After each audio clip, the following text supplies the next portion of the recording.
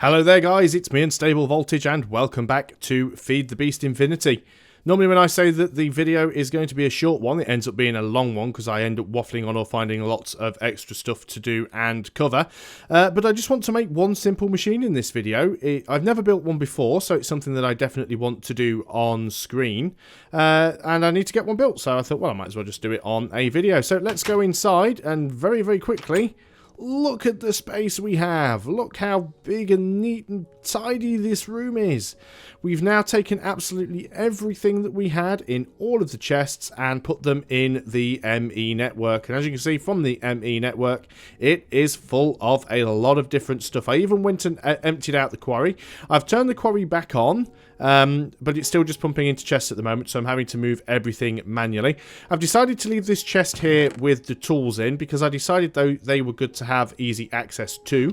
And I've also left this double chest here so that I can just dump stuff in there and have it import into the ME system. It is still connected to that import bus at the back. Of course, we don't need to put stuff in via the chest. We can just right-click on the interface here and just put stuff directly in.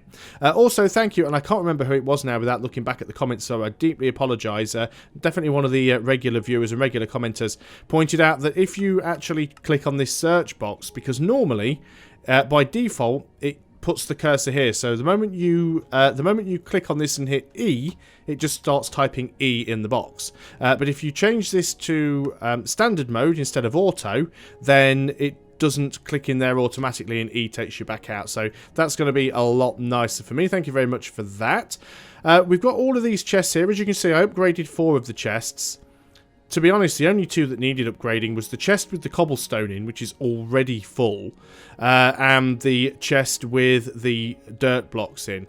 I've got marble, I've got gravel, I've got granite and all sorts of stuff here, limestone, what have we got, diorite, andesite.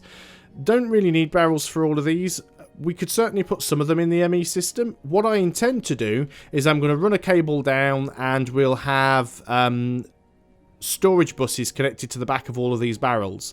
And that will mean that we'll be able to access them or access the contents of them directly from the ME network. But that's something that I am going to do at a later time because I need to run all the cables down from upstairs. So I've also decided to leave all of the stuff down here in the chests for the Tinker's Construct because all of this stuff is related to Tinker's Construct. I don't see any point in moving patterns from the pattern chest and putting them into the crafting terminal because I think the only time we're ever going to need them is if we're over here on the part builder. So it didn't make any sense to move them and you know, I think that's the best thing. Also, the chest over here with all of the stuff for Thorncraft. And there's a couple of witchery items in here as well. But again, this is all stuff for Thorncraft. It might as well stay down here. There are a few extra bits and pieces we could grab, like the glass files and stuff. But I don't think we really need to. So up another floor. Again, I've got rid of the chest over here for the Industrial Crafts 2 stuff. That is all in the ME system. One thing that I am going to do is I've got to do a lot of rewiring back here with some of the cables to make the space for me to be able to do this, but we should be able to pull it off, especially as we can use covers and things like that.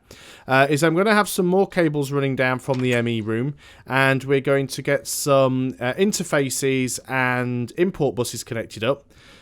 Primarily, I want to get one connected up to the macerator and the electric furnace, and what that will allow us to do is from any terminal, we should be able to click on an ingot if we don't have it, and we'll be able to have the ore sent to the macerator, macerated up, put back into the system, sent into the furnace, and then we'll be able to get the bars out the other end. That's the plan which we're working towards, and the recycler is just stuff full of spare cobblestone, and it's working on that.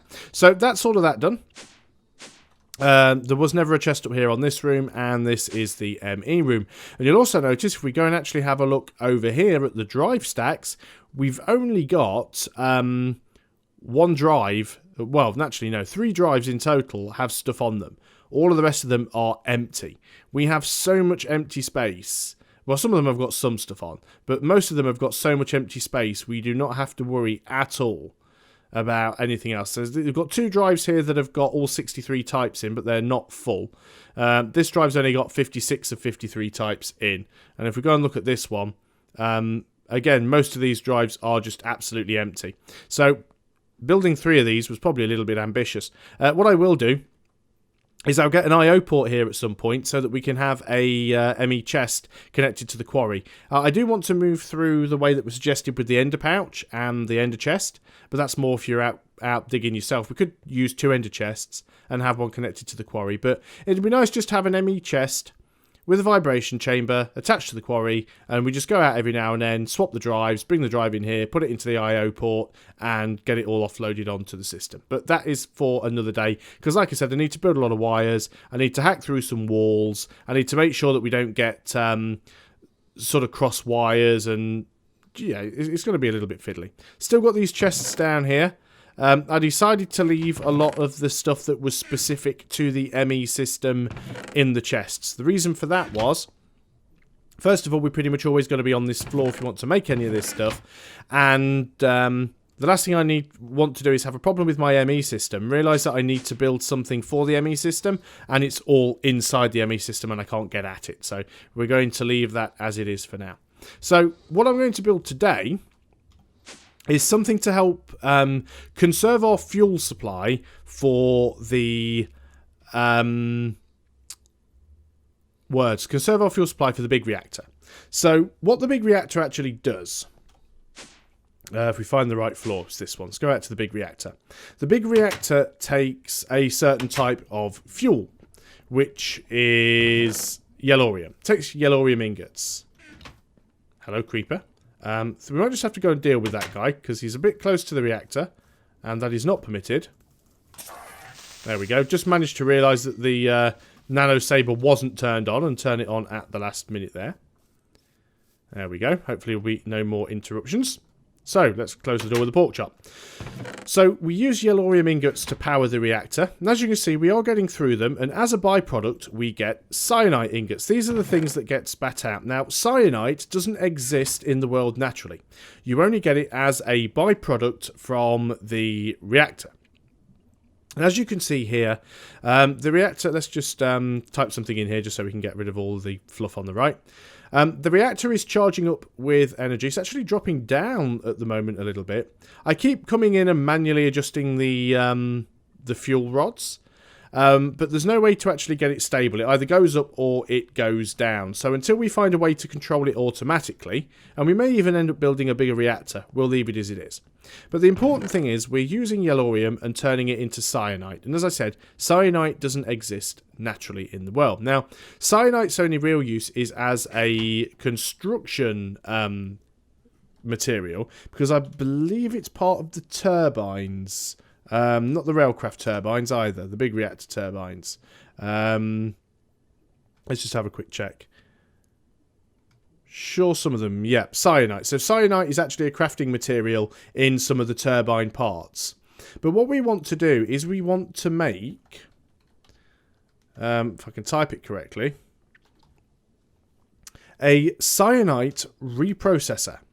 And you see, you also get cyanite from bees and things as well. So it's not naturally occurring, but you can get it from bees. But we want to get ourselves a cyanite reprocessor. Relatively easy to make. And what cyanite reprocessor does is it takes the cyanite and converts it into another material called plutonium.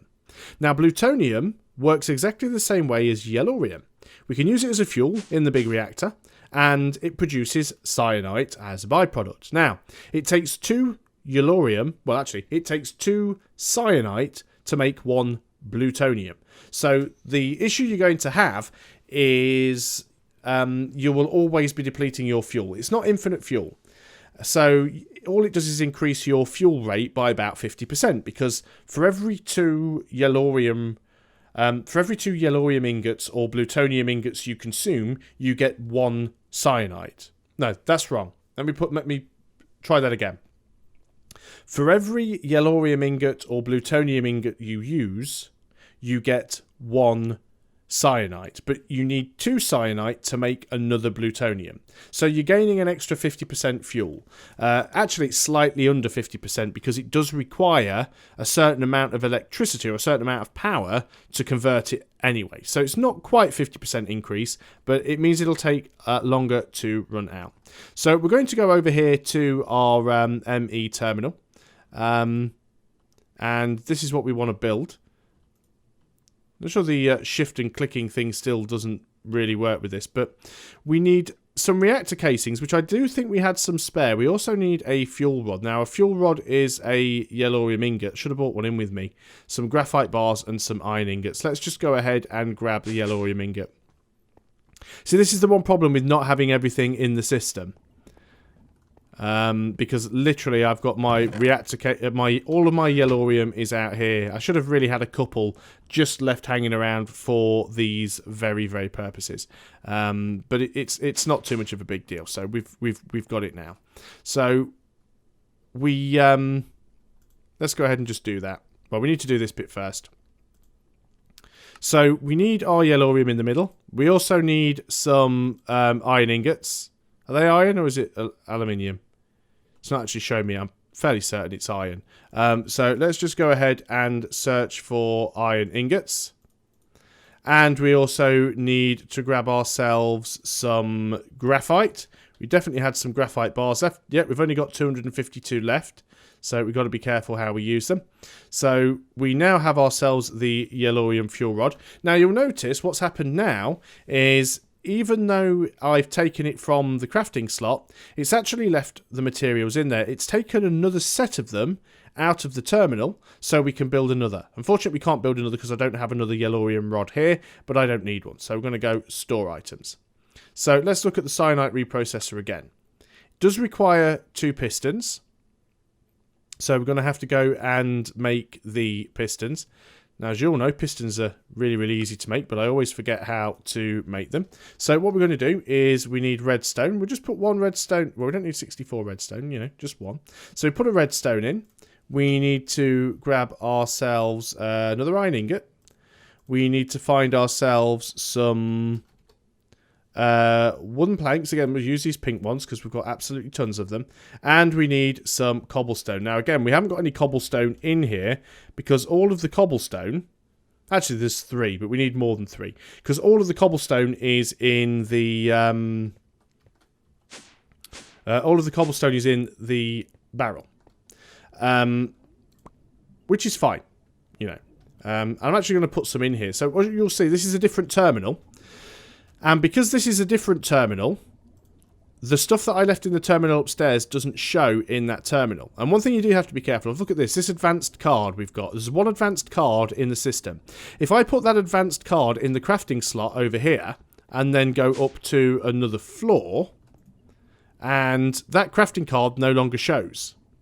Because it's technically still in the system, but at the same time, it's stuck in the crafting slot. So if I go and just dump that back into the system, and then we go back up to this one here, now it shows again. So that is something that somebody pointed out. So do be careful. If you think you've got something and you can't find it, it may just be sitting around in one of your crafting slots somewhere. So let's go back over here. We've got cobblestone in here now. We'll always have access to cobblestone once I get the what's it called? The storage bus connected up to the barrel. So we're going to put those in there. So there you go. We've got all of the materials to make 1 piston. And if we do it, we can now grab another piston because we've got materials in here to make more and more and more. So we're going to store those items there. Okay, so we've got everything we need now. I think we've got some big reactor casings left, I think. Just going to double check, because if not, we'll have to make some. No, we don't have any of the casings, I don't think. Oh, what do we do? There we go. Yeah, we've got the reactor casings. So, let's go ahead and not click on that. Okay. So, yeah, reactor casings. So, here we are. We need 1, 2, 3, 4 reactor casings. We need the 2 pistons. We missed a reactor casing there for some reason, I think. There we go. We need our yellorium fuel rod. We need 1 redstone. And we need the iron ingot. there we go. We now have a Cyanite reprocessor. Let's put everything back and we can get out of here. So we're going to go upstairs to where our reactor is, because that's where I'm going to build the reprocessor for now. I figured it made sense to put it here because this is where we get all the plutonium from. And maybe at some point we'll automate it so we can pull the cyanite out and pump plutonium back in. Now, it may well end up being a system where we have to make our reactor a little bit bigger so we've got the room to do it. Now, in order for this machine to work, it does require a supply of water. So what I've done is I've put another aqueous accumulator down there that you can see. Made quite a few of these things now. Now, it does need a pipe. Well, it doesn't need a pipe to connect to it. We could put it directly on top of the aqueous accumulator, but then that means that we'd either have to sink the machine into the floor or we'd end up having water either side. So we're going to do it this way. I'm also going to be powering the machine directly from the reactor. Makes the most sense to do. And then we could pump stuff in at the sides. Now, nothing's really marked, but if we right-click on it, it is a configurable machine. So it works in the same way that the thermal expansion machine does. So this is the back block here. This is the bottom, the top, the left, the right, and this is the front. Now, the back is going to stay blank because that's where the power is going in. And as you can see, it's already full of energy. The bottom, we are going to change that to blue because that's the water input. So now this will fill the water. Now what we could do is we could change this one side to red and one side to green. So now this side would be an input or an input for cyanite, and this side would be an output for plutonium. So we don't need to do that, of course, because we don't actually have any automation set up here. But we could certainly make it so that it just automatically pumps in cyanite from this side and pumps plutonium out the other. So let's go ahead and just put in the cyanite. It's actually quite a quick process. There's no upgrades or anything you can do to this machine, so it'll pretty much just run at this speed altogether. As you can see, with it being connected straight to the reactor, it just generates power so quickly. And the water, it only requires a single bucket of water, and it can hold 5 buckets, so it's never going to be short of water if you've got it connected to an aqueous accumulator. I think there's 2 water source blocks, one either side of the aqueous accumulator, and that is more than fast enough. Is it really drawing any extra power? A tiny bit, but not much. We may need to increase the reactor a little bit just to make sure that it's generating power and not losing it. I guess we can do that for a little while, get it a bit closer up to full. It's only at 80%, so we can raise the fuel rod up a little bit. If we have a look now, we are generating fuel quite quickly as well. And let's have a look, how's this thing doing. There we go. As you can see, I put 10 cyanite in and got 5 plutonium, but that plutonium works exactly the same way as yellorium does. So if we were to put those 5 plutonium ingots in, we would get 5 cyanite ingots out, but then those 5 cyanite ingots would only make another 2.5 plutonium. So as you can see, you do lose a little bit each time. But other than that, that actually works quite well. I mean, what I could do is I could just set up... I think this thing can only be configured to export or import. Yeah, we can have it on inlet mode or outlet mode, and we can tell it to eject fuel or eject waste. So you can't have it doing 2 things at once. So what we'd have to do is we'd have to have a bigger reactor, or we'd have to get rid of the reactor glass, for example. Because remember, on a reactor, you can't actually put anything on the corners or on the edges. So all of the control blocks, such as the access port, the controller, the energy power tap, and the control rods all have to go in the middle. They can't be on an edge or a corner. So the glass is the only non-functional block here. So we could take that out and put ourselves another access port in. It's nice that we can see through that into where the cooling rods are. What I could do, remember, you can destroy parts of the reactor.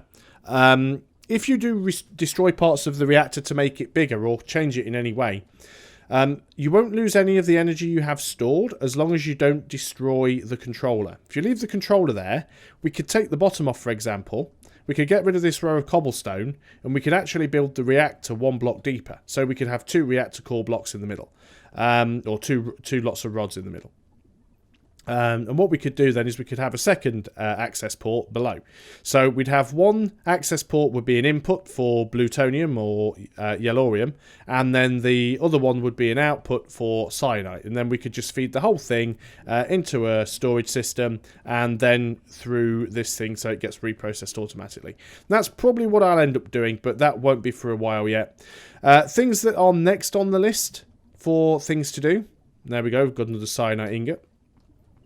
I do want to set up a way to control this reactor automatically. I'm looking for a simple way, not an overly complex one, that will basically... I know someone suggested it before, using redstone controllers or rednet controllers. You have one connected to the controller of the reactor, and you have one connected to the control rod. And basically, when the reactor is full, the control rod will be fully inserted. When the reactor is empty, the control rod will be fully removed, and it'll sort of move automatically anywhere in between. So basically, the lower the power in the reactor, the further it will withdraw the control rods, and it'll produce power more quickly. Other things that I want to do include building a machine to generate some lava for us, because we are still constantly running short of lava. And like I said, it would be nice to get the import buses and the interfaces set up for ME so that we can actually get the macerator and the furnace working on the system. And I'm really excited about doing that. It sounds like we've got a spider or something around somewhere. Probably several. They're probably on the roof. Yep, spider on the roof and an Ewok. Spider's probably just killed itself. Ewok's probably going to kill itself. It's night time, why am I even out here? Let's just get back in. And we can have a video that's actually, well, not much over 20 minutes. So, thanks a lot for watching, guys. I hope you are still enjoying Feed the Beast Infinity, and I will see you on the next video. But until then, we'll do some skeleton slaying. Goodbye for now.